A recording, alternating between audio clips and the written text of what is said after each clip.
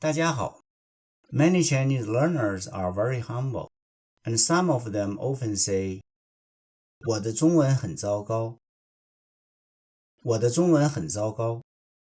Actually, this sentence sounds weird, even though native Chinese people understand that the speaker tried to express his Chinese is not good.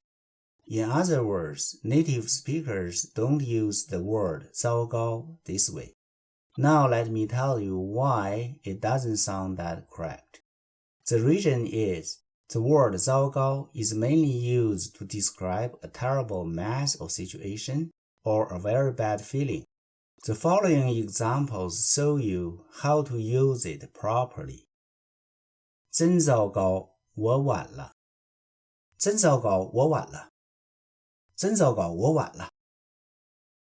糟糕，我的钥匙丢了。糟糕，我的钥匙丢了。糟糕，我的钥匙丢了。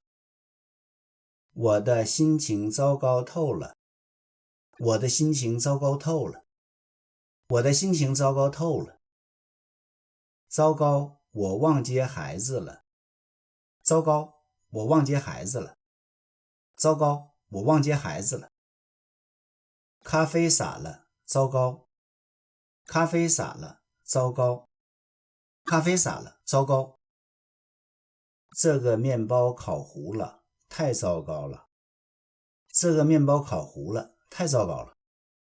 这个面包烤糊了，太糟糕了。Now we know the word 糟糕 can be used to describe a terrible mess or situation or a very bad feeling and so on. Instead of saying 我的中文很糟糕, you could either say 我的中文不好，我的中文不好 or 我的中文很差，我的中文很差。Both of the sentences mean my Chinese language is not good. If you have any questions or comments, please write them down in the comment section. Please subscribe for more videos. 谢谢，再见。